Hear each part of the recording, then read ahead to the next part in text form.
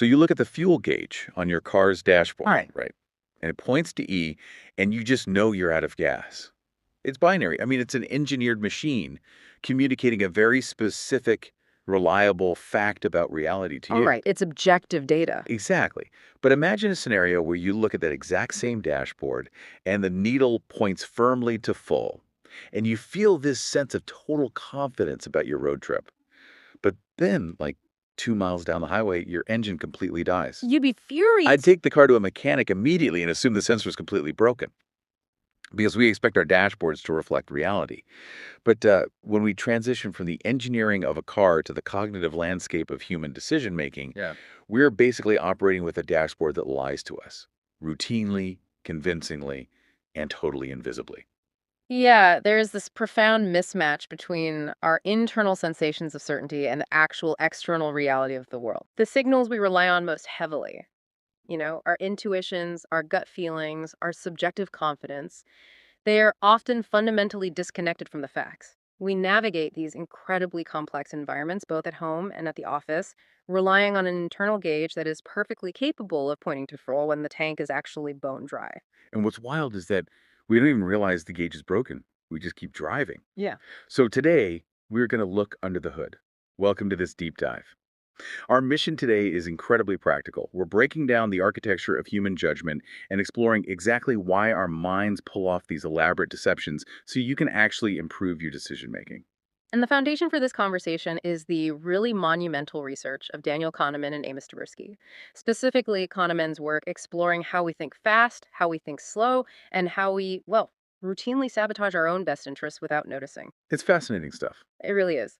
Kahneman and Tversky essentially dismantle the traditional economic view of human beings as perfectly rational utility maximizers. Right, the idea that we always act logically. Exactly. They proved through decades of incredibly elegant experiments that systematic errors are baked right into our cognitive DNA. We aren't making mistakes because we're unintelligent or uneducated.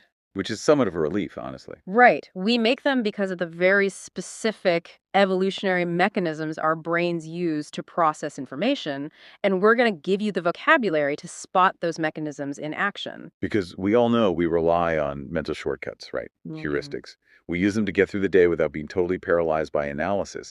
But the actual mechanics of how the brain secretly swaps out complex questions for easy ones under the radar is, well, it's honestly terrifying. It can be.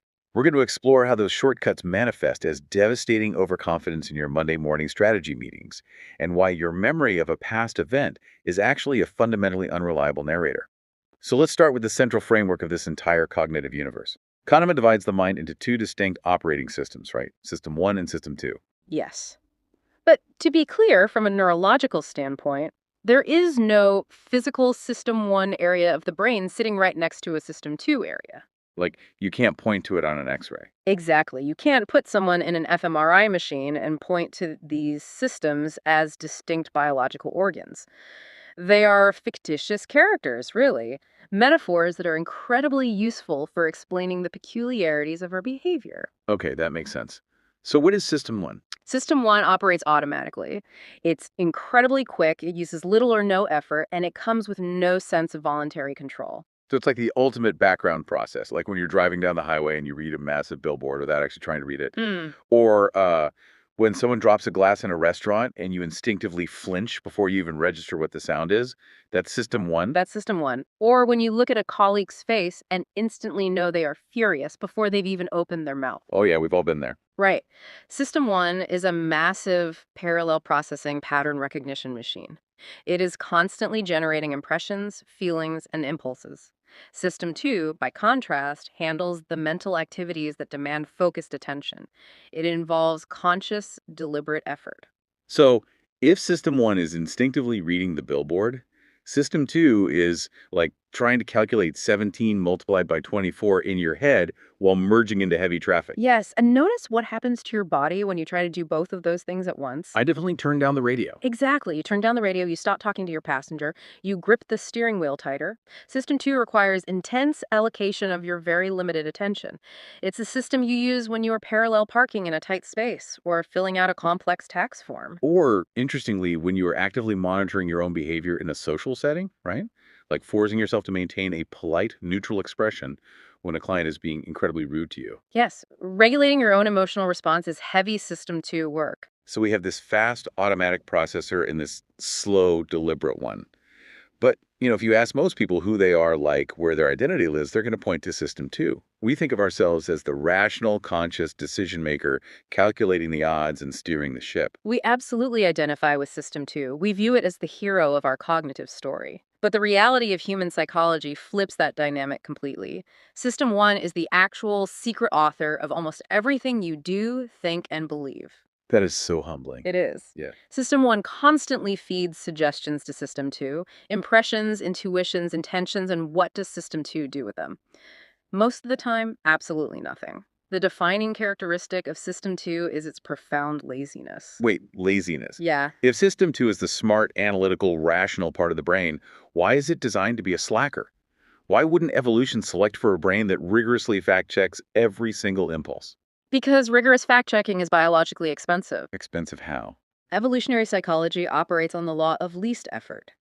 In the economy of human action, mental effort is a severe cost. It burns glucose. It exhausts our physical resources.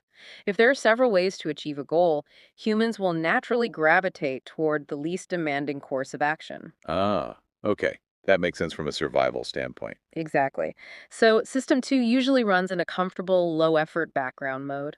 As long as System 1 isn't encountering anything surprising or contradictory, System 2 simply rubber stamps System 1's rapid fire suggestions. You believe your impressions and act on your desires because your System 2 is simply too lazy or too under resourced to intervene. Wow. I want to talk about how powerful and unyielding System 1 really is, even when System 2 steps in and tries to take control. Let's look at the Mueller-Lyer illusion. Oh, this is a classic. Yeah, so for anyone visualizing this, imagine a piece of paper with two horizontal lines drawn on it. The top line has fins at the ends pointing outward, like the fletching on the tail of an arrow. The bottom line has fins pointing inward, like the tip of an arrow. And when you look at those two lines, your System 1 immediately and automatically processes the visual data and delivers a conclusion.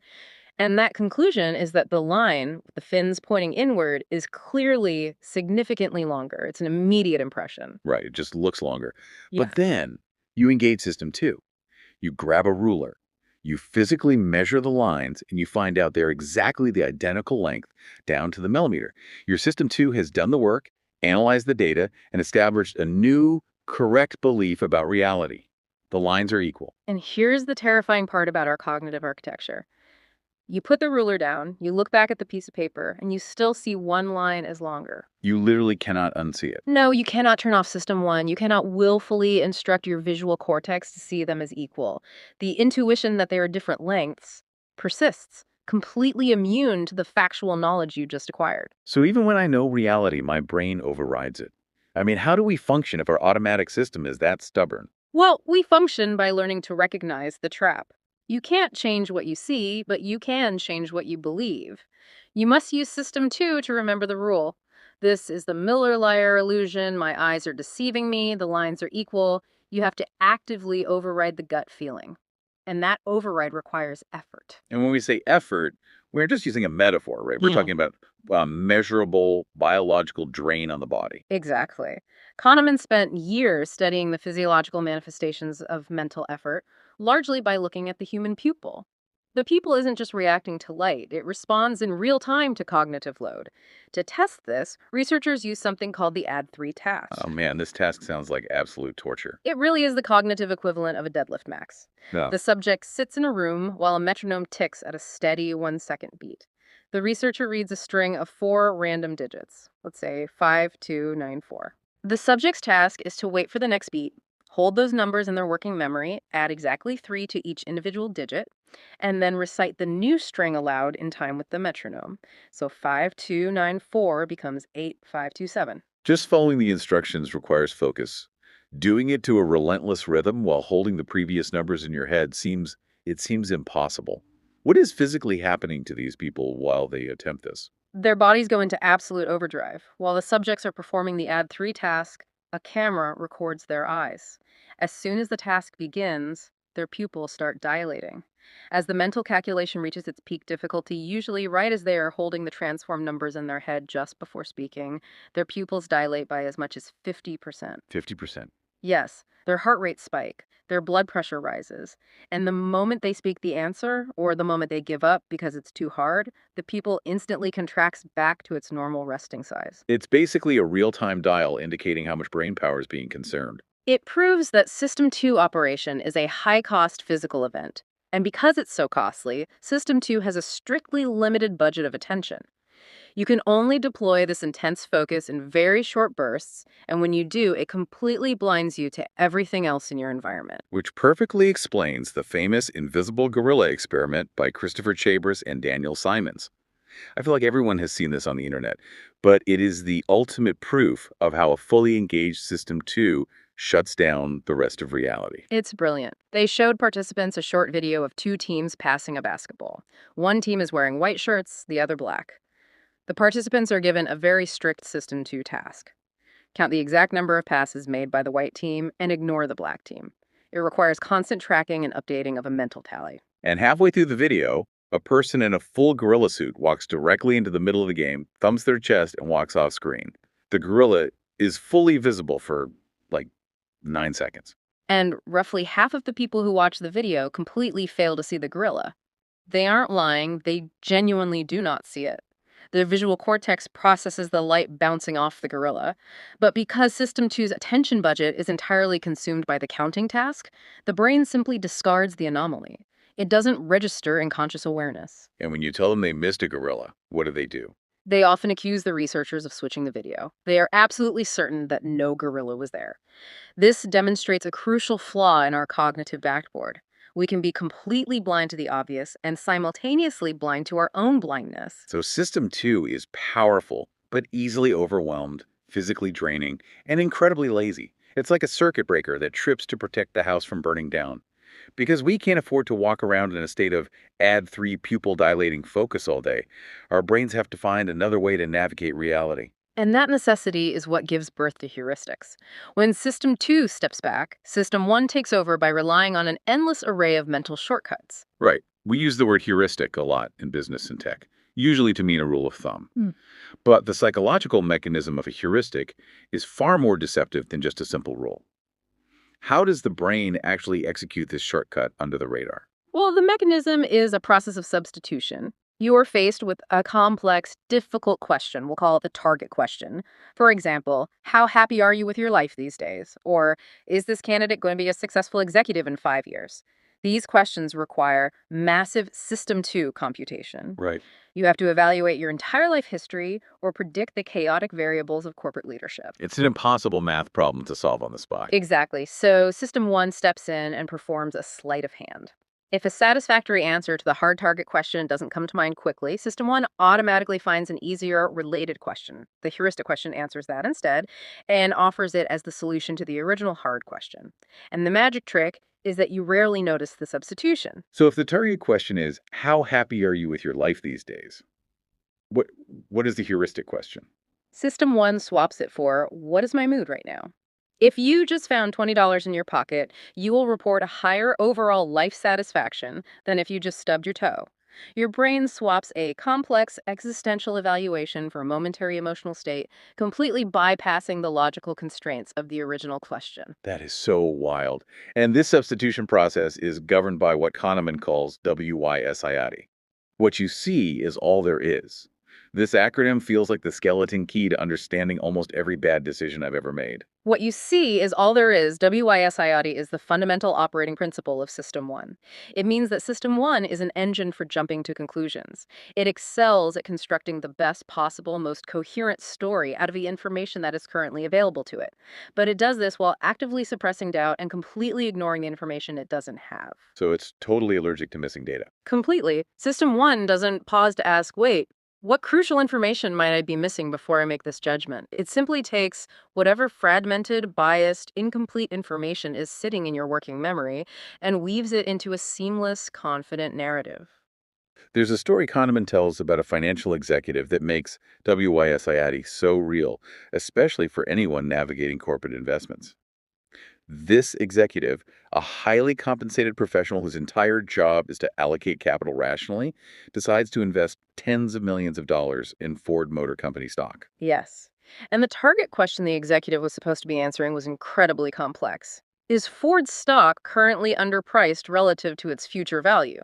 Answering that requires deep analysis of global supply chains, labor relations, consumer trends, competitive analysis, and macroeconomic forecasting. A massive draining System 2 endeavor. Right. But the executive didn't do any of that because System 1 executed a perfect substitution.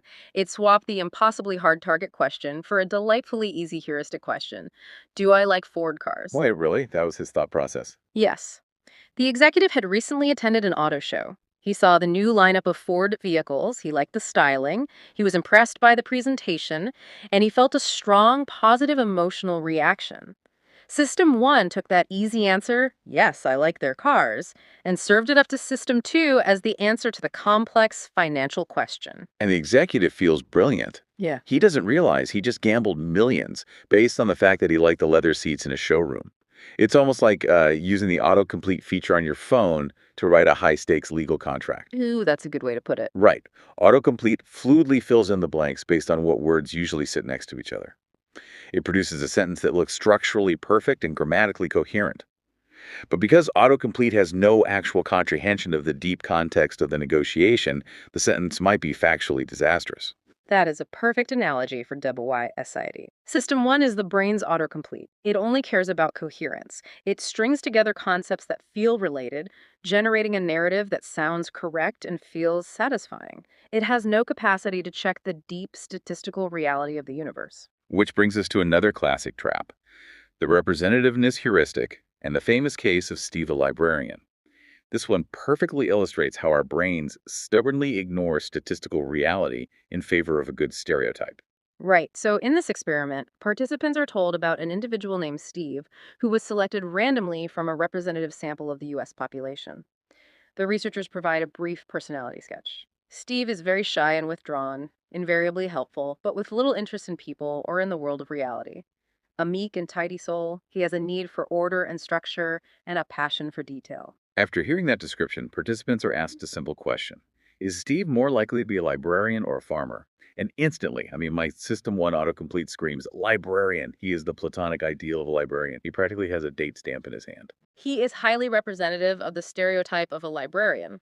System 1 effortlessly evaluates the degree of similarity between the description of Steve and the stereotype of the profession.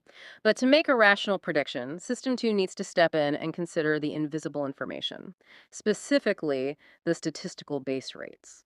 Let's actually do the math on this because it exposes how absurd our intuitions are. If you look at the labor statistics in the United States, there are roughly 20 times more male farmers than there are male librarians. Exactly. So if you imagine a room containing the entire population of male farmers and male librarians, the farmers outnumber the librarians 20 to 1.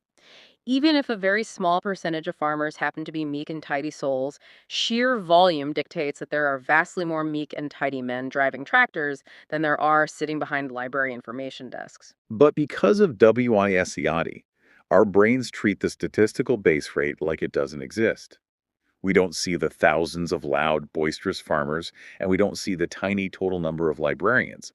We just see the stereotype, the autocomplete fills in the blank, and we confidently make a terrible statistical bet. We ignore the invisible math and rely exclusively on the vivid available narrative. Understanding this mechanism, the brain swapping hard questions for easy ones and ignoring missing data, is the key to decoding why our daily environments at home and at work are so fraught with conflict and error. Let's talk about the domestic front first, because heuristics ruin marriages just as easily as they ruin stock portfolios. How do these shortcuts manifest in our personal relationships? They often manifest through the availability heuristic. This is the brain's tendency to judge the frequency, importance, or probability of something based on how easily examples come to mind.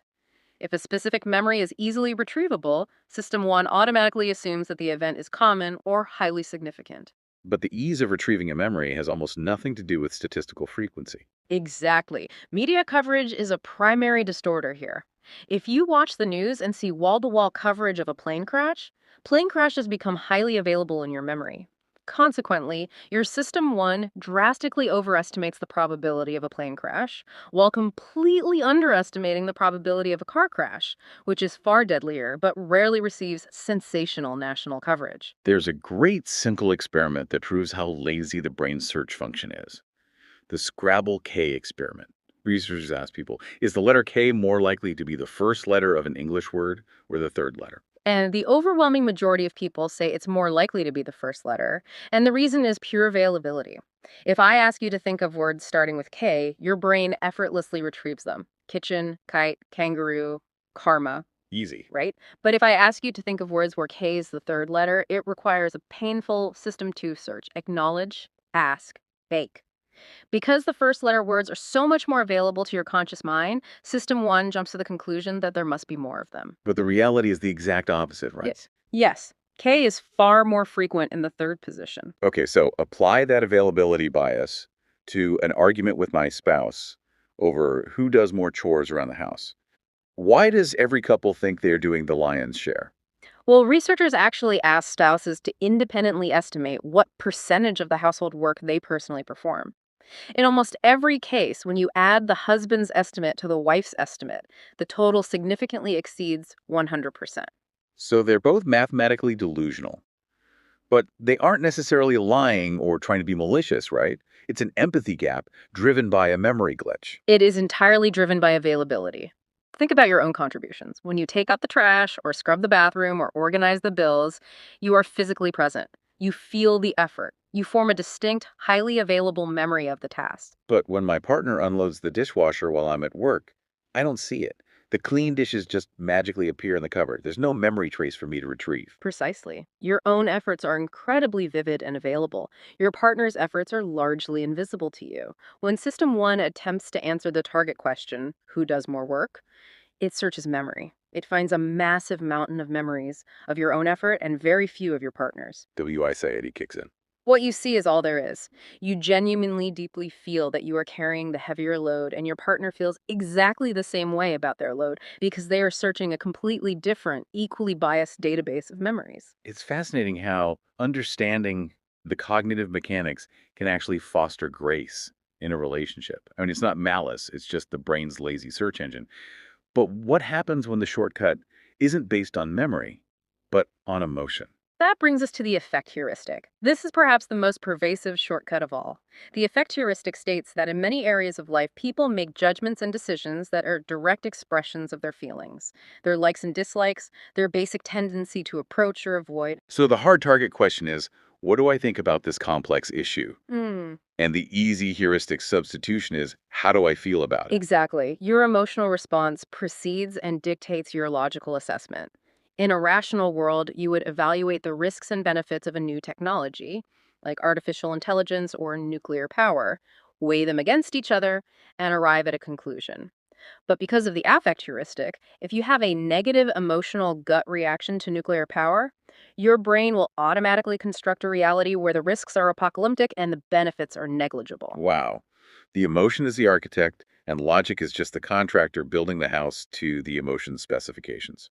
And we see this vividly in politics. If a policymaker is emotionally a dove, someone who despises military conflict, their System 1 will effortlessly generate a worldview where war is a terrible idea because the enemy is perceived as strong, resolute, and impossible to defeat. But if the policymaker is emotionally a hawk, their System 1 will construct a reality where the exact same enemy is weak, disorganized, and easily intimidated by a show of force. The objective facts on the ground matter very little.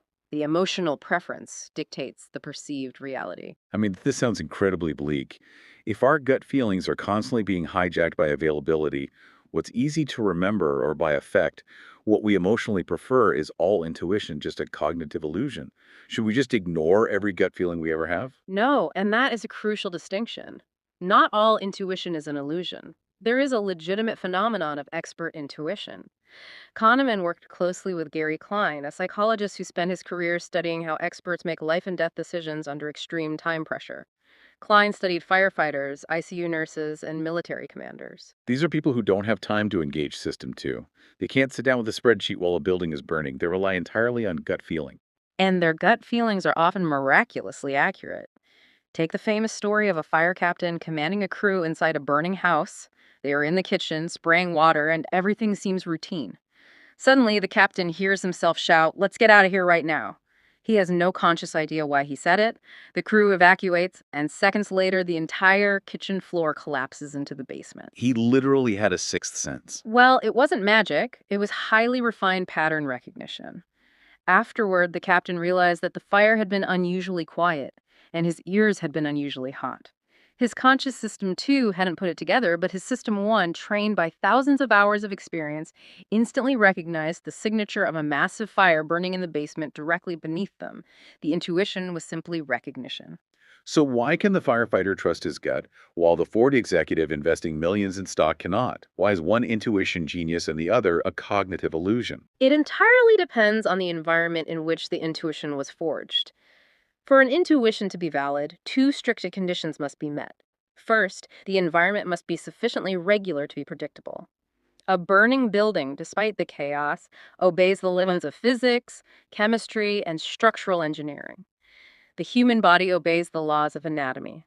Those are regular environments. And the second condition. Second, the individual must have prolonged practice in that environment with rapid, unequivocal feedback on whether they were right or wrong. Right, if a firefighter misreads a fire, the feedback is instant. The fire flares up. Exactly. But now look at the Ford executive. The stock market is a zero validity environment. It is fundamentally chaotic, irregular, and heavily influenced by unpredictable human behavior and global events. Furthermore, the feedback is delayed, noisy, and often ambiguous. You can make a terrible investment decision, but get lucky because of an unrelated macroeconomic shift. You can't learn the rules of a game if the rules constantly change and the scoreboard is broken. Precisely. And when professionals mistake their subjective confidence, which is just WYSEAD for valid expert intuition in a zero validity environment, we encounter the most dangerous trap in the corporate world: extreme overconfidence. Let's transition from the home to the boardroom then. The corporate world is practically built on a foundation of confident predictions. But as we've established, the confidence we feel is not a measure of accuracy, it's just a measure of the coherence of the story. Our brain managed to cobble together from incomplete data. We suffer from an illusion of validity. And this illusion is supercharged by one of the most frustrating cognitive biases Kahneman details: hindsight bias. We fundamentally misunderstand our own past states of ignorance. Explain how hindsight bias alters our memory. It's not just that we claim we knew it all along, we actually believe we did, right? Yes, the human brain cannot easily reconstruct past states of uncertainty. Once an event happens and the outcome is known, your brain instantly updates its model of the world to accommodate the new reality. It erases the uncertainty you previously felt. You view the world as vastly more tidy, simple, and predictable than it actually is. Which creates a terrifying dynamic at work because it leads to outcome bias. We evaluate the quality of a decision based entirely on the outcome rather than the process used to make the decision. There is a devastating study involving the city of Duluth, Minnesota, that perfectly illustrates outcome bias. Researchers presented a group of participants with the historical facts available to the city council regarding a specific bridge.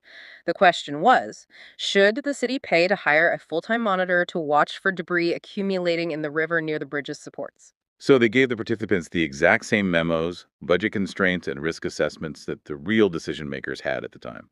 Yes, and based only on that prior evidence, only 24% of the participants felt the city should spend the money on the monitor. The risk seemed low, the costs seemed high, it appeared to be an unnecessary expense. That makes perfect sense.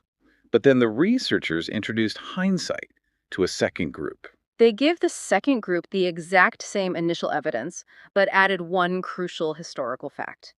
They told them that debris had eventually blocked the river, pushing against the bridge and causing a massive, catastrophic flood. The researchers explicitly instructed the participants evaluate the city's decision based only on the evidence they had before the flood. Even when told to ignore the flood, they couldn't. Why can't we compartmentalize that data? Because of the neurological impossibility of unlearning an outcome. System 1 immediately integrates the flood into the coherent story of the bridge. The flood becomes inevitable in their minds. Consequently, 56% of the second group said the city council absolutely should have hired the monitor. Because they knew the bad outcome, the warning signs seemed glaringly obvious in hindsight. They blamed the decision makers for not seeing something that was actually invisible at the time. This is the nightmare of middle management. If you take a well-reasoned, statistically sound risk, but you get hit by a freak, unpredictable event and lose, hindsight bias dictates that your boss will view you as incompetent. They'll look at the failure and say, you should have seen this coming. And the flip side is equally destructive. If a reckless executive takes an insane gamble with company money, ignoring all data but happens to get extraordinarily lucky, hindsight bias turns them into a visionary. We reward the reckless who get lucky, and we punish the competent who get unlucky. We evaluate the outcome, not the process. And because society rewards this reckless confidence, we've built entire industries of professionals who genuinely believe they can predict the unpredictable. Kahneman's work with chief financial officers is mind-blowing in this regard. These are individuals whose compensation is tied to their ability to understand financial markets. Researchers asked a large group of corporate CFOs to predict the future returns of the S&P 500, but they didn't ask for a single specific number. They asked for an 80% confidence interval. Let's define that for clarity. An 80% confidence interval means the CFO provides a low-end estimate and a high-end estimate. Yes, and they are stating that they are 80% confident that the actual market return will fall somewhere between those two bounds. If their subjective confidence matches reality, they should only be surprised by the market outcome 20% of the time. The market should fall outside their estimated range only one time in five. So they have the freedom to make the range as wide as they want to account for uncertainty. If they truly don't know, they could say the market will be somewhere between down 50% and up 50%. Exactly. A wider interval reflects a realistic assessment of their own ignorance. But what did the data show? The CFOs provided intervals that were incredibly absurdly narrow. They were so overconfident in their precision that the actual market returns fell completely outside their intervals 67% of the time. Wait, they were supposed to be wrong 20% of the time, and they were wrong 67% of the time. Yes. To achieve an actual 80% success rate, the CFOs would have needed to make their intervals more than 4 times wider than they did. But a CFO who admits that the market could be anywhere from minus 10% to plus 30% looks weak. They look unknowledgeable. They suffer from the illusion of validity, genuinely believing their models are crystal balls, completely blind to the zero validity environment they operate in. This overconfidence isn't just about the stock market either. It infects how we plan our own daily work. We are chronically overconfident about our own abilities and timelines, which Kahneman calls the planning fallacy. The planning fallacy is our systemic tendency to generate plans and forecasts that are unrealistically close to best case scenarios. We overestimate the benefits of a project, we underestimate the cost, and we assume nothing will go wrong. Kahneman shared a deeply humbling personal story about his own encounter with the planning fallacy. Right, he was leading a team of experts, literally the world's leading experts in judgment and decision-making, to design a new high school curriculum. If anyone should be immune to cognitive bias, it's this team. You would think so. They had been working on the curriculum for about a year. During a meeting, Kahneman asked everyone on the team, including an expert in curriculum development named Seymour, to write down their best estimate of how long it would take to finish the project. The estimates were clustered closely together. Everyone, including Kahneman and Seymour, estimated it would take roughly 2 to 2.5 more years. Kahneman calls this the inside view. Yes. The inside view is when you base your predictions solely on the specific details of your own situation. They looked at their own team, their own intelligence, the progress they had made so far, and extrapolated a smooth path forward. It's WYSED in action. They only looked at the available data within their own bubble. But then Kahneman did something brilliant. He forced the outside view. He turned to Seymour, the curriculum expert, and asked him a broader statistical question. He asked Seymour to think about other, similar teams who had attempted to build a curriculum from scratch. He asked for the statistical base rates, and Seymour had a sudden realization.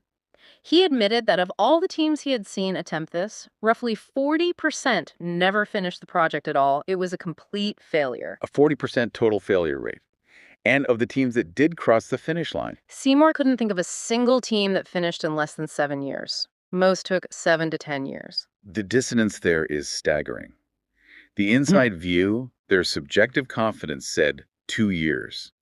The outside view, the cold, hard, statistical reality of the universe said 7 to 10 years, with a 40% chance of dying entirely. And here is the punchline of human irrationality.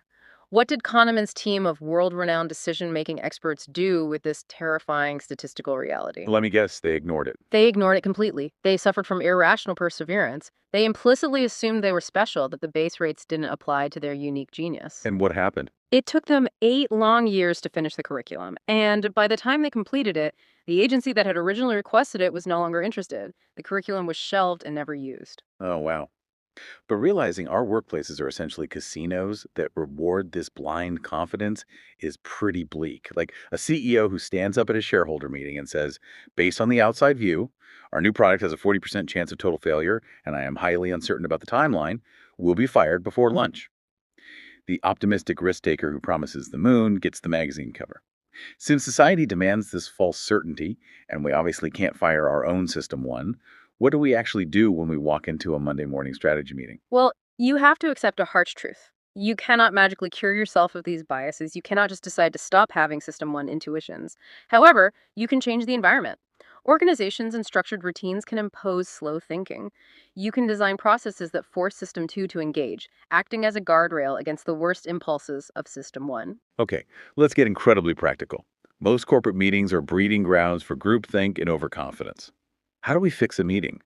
The foundational strategy is to decorrelate errors.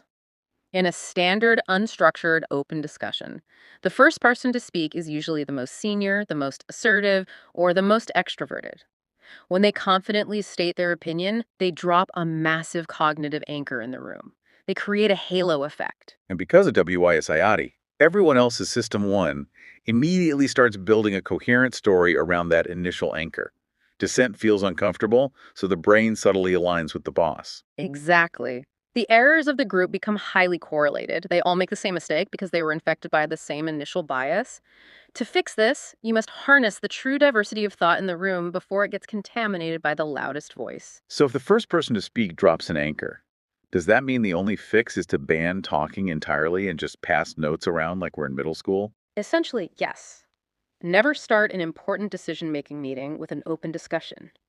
Introduce the problem, and then require every single person in the room to independently write down a brief summary of their position, their estimate, or their proposed solution before anyone is allowed to speak. You force them to commit to an inside view independently. Precisely.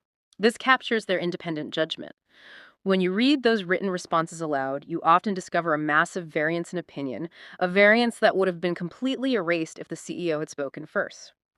You uncover the hidden risks and the dissenting views that groupthink naturally suppresses. That is incredibly actionable. Another crucial tool is explicitly forcing the outside view. Right. To combat the planning fallacy, you must mandate the collection of base rates. Before leadership is allowed to approve a budget or a timeline, someone must be tasked with finding the statistical history of similar projects. If you are launching a tech startup, you cannot base your projections on your own enthusiasm. You must look at the actual historical failure rate of startups in your specific sector and use that as your baseline prediction. Only then can you adjust slightly based on your unique competitive advantages. And then there's the tool that I think is the crown jewel of this entire framework. It's a concept developed by Gary Klein called the pre-mortem. Oh, the pre-mortem is brilliant. It is perhaps the single most elegant organizational tool designed to combat overconfidence and WYSIATI. The setup is simple. Right before a team commits to a major decision, a large investment, or a new product launch, you gather everyone in a room and you deliver this prompt. Imagine it is exactly 1 year in the future. We implemented this plan exactly as it exists right now. The outcome was a total, unmitigated disaster. Take the next 10 minutes to independently write a brief history of that disaster. What exactly went wrong? So the pre-mortem is essentially a sanctioned murder of your own idea. It is a systemic assassination of the plan. Normally, in a corporate setting, being a pessimist means you aren't a team player. The ego naturally defends the project. If I bring up a flaw, I look unsupportive. But the pre-mortem completely flips that dynamic. It makes it socially acceptable, even mandatory, to tear the plan apart. It completely bypasses the ego. Neurologically, it shifts the team from a state of defensive justification to a state of creative destruction. Instead of System 1 searching for confirming evidence that the plan is brilliant, you explicitly task System 1 with searching for threats. Because you have established the failure as a fact of the hypothetical future, the brain is freed from the burden of optimism. It legitimizes doubt. The team will uncover hidden risks, supply chain vulnerabilities, and competitive threats that WY Sayedi was actively hiding from them just 10 minutes prior. It's a way to artificially inject hindsight bias into the present moment, but using it for good instead of evil. We spent a lot of time talking about how to predict the future and make better choices moving forward. But Kahneman's research takes a final, incredibly philosophical turn at the end. It turns out our mind deceives us not just about the future, but about the past. We don't even know how to accurately evaluate our own lived experience. This is a monumental shift in the conversation. Kahneman introduces a devastating conflict within the mind, the war between the experiencing self and the remembering self. I feel like I live my entire life from my memories. Explain the difference between these two selves. The experiencing self is the entity that lives in the present moment. It evaluates reality second by second. It asks, does it hurt right now? Or am I enjoying this sip of coffee right now? It has no concept of the past or the future. It only knows the immediate sensation. But the remembering self is the archivist. Yes, the remembering self is the one that keeps score. When an event is over, the remembering self looks back and answers the question, how is the experience on the whole? The remembering self is the one that tells the stories of our lives to others and to ourselves. And the tragic flaw in human happiness is that the remembering self is a terrible, corrupt accountant. Our memory doesn't just fade, it systematically distorts the truth of what we actually lived through. The remembering self's records are deeply flawed because System 1 encodes memories according to two highly irrational rules. The first is duration neglect.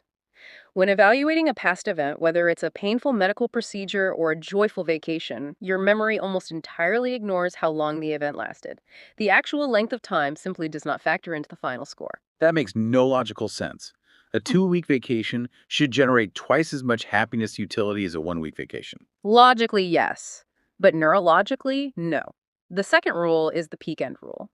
Your overall memory of an episode is almost entirely determined by averaging just two specific data points: the most intense moment of the experience, the peak, and the very final moment of the experience, the end. So, how bad it was at its worst, and how bad it was right before it stopped, or how great the climax was and how it finished. Exactly.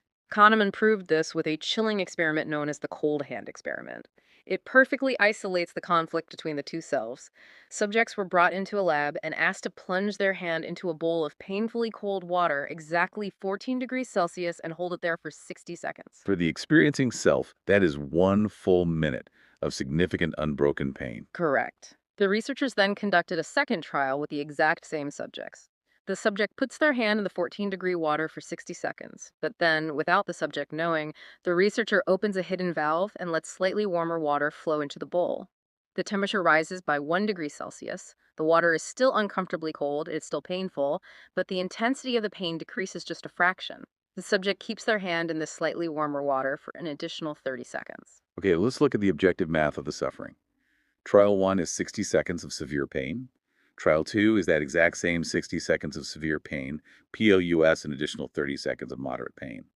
For the experiencing self, Trial 2 is objectively, undeniably worse. It is strictly more total pain. Without a doubt. But then the researchers presented the subjects with a choice. They said, we have time for one more trial. You can choose to repeat the 60-second trial, or you can repeat the 90-second trial. And because the remembering self is a tyrant, they chose the longer pain. A significant majority, roughly 80% of the subjects who registered the slight drop in pain, explicitly chose to repeat the 90-second trial. Why? Because the remembering self applied the peak end rule. The peak pain in both trials was identical, but the end of the 90-second trial was slightly less painful than the abrupt end of the 60-second trial. Because the ending was better, the overall memory of the longer trial was recorded as less bad. The brain completely neglected the duration.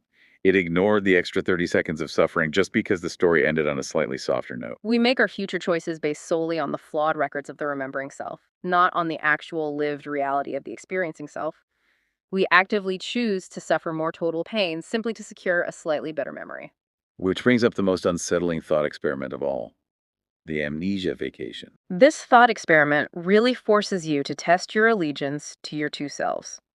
Kahneman asks you to imagine planning your next major vacation. But there is a catch. You are guaranteed that at the exact moment the vacation ends, all your photographs, videos, and souvenirs will be permanently destroyed. Furthermore, you will be required to take an amnesic drug that will instantly and completely wipe your memory of the entire trip. You will remember absolutely nothing. So the remembering self gets nothing. Zero archival material. Exactly. The question is, knowing that, would you still choose the same vacation? Would you still pay thousands of dollars, endure the stress of airports, wake up at 5 a.m. to climb a mountain, or hike through the jungle? When I really think about that, the answer is no. If I don't get to keep the memories, I'm not climbing the mountain. I would just sit on a beach with a book. And that realization is profound. Right. People often realize that they are enduring significant stress, exhaustion, and expense during their vacations, specifically for the benefit of their remembering self. They are building a narrative. They're doing it to take the photos and tell the stories later rather than maximizing the actual moment to moment joy of the experiencing self. Does this mean all our decision-making frameworks, all our ambition is essentially trying to satisfy a tyrant memory that completely ignores the reality of what it actually feels like to live our lives? That is the inescapable philosophical conclusion of Kahneman's work. It is a massive challenge to the concept of human rationality. We strive for goals that we believe will maximize our happiness, but if our choices are driven by a memory system that only cares about peaks and ends and systematically ignores how long experiences actually last, then our decisions are fundamentally detached from the reality of our lived existence. What an incredible, slightly terrifying journey into the mind. Let's recap what we've discovered under the hood. We've met the exhausted, lazy System 2, which thinks it's the hero, and the automatic, relentless System 1, the secret author of our reality. We've defined heuristics not just as shortcuts, but as the brain's sneaky trick of swapping hard target questions for easy emotional ones, all governed by WIS-IATI. What you see is all there is. We've explored how the availability of memories distorts our empathy at home and how our emotional effect dictates our logic. We've seen how hindsight bias creates an illusion of validity, breeding dangerous overconfidence in the corporate world and leading us straight into the planning fallacy. And we've armed you with concrete tools to fight back. Decorrelating errors by writing things down before anyone speaks, forcing the outside view to respect statistical reality, and using the pre-mortem to sanction the murder of bad ideas before they cost you millions. To you, the listener, we want to remind you that while you cannot magically cure yourself of these biases, you now have the vocabulary to spot the minefield. Your System 1 will always see the inward pointing arrows as longer. But you can recognize the halo effect in your boss. You can spot the availability bias in an argument with your partner. And when the stakes are high, you can force your System 2 to wake up and grab the wheel. Recognizing the systematic, biological nature of these errors is the necessary first step toward building systems that mitigate their damage. You can't fix the brain, but you can fix the process. I want to leave you with one final thought to mull over, building on that unsettling conflict between your two selves. If your memory systematically ignores the actual duration of your experiences and only cares about the peaks and the ends, wait, let me phrase that without the pause. If your memory systematically ignores the actual duration of your experiences and only cares about the peaks and the ends, are the goals you are striving for right now, that massive promotion, that grueling corporate project, that perfect, highly photographed vacation, actually designed to make you happy in the present moment? Or are you just sacrificing your lived experience to build a good story for your remembering self to tell later? The next time you feel that surge of absolute certainty about a path forward, remember, the dashboard might be lying. Take a breath, engage System 2, and check the reality under the hood.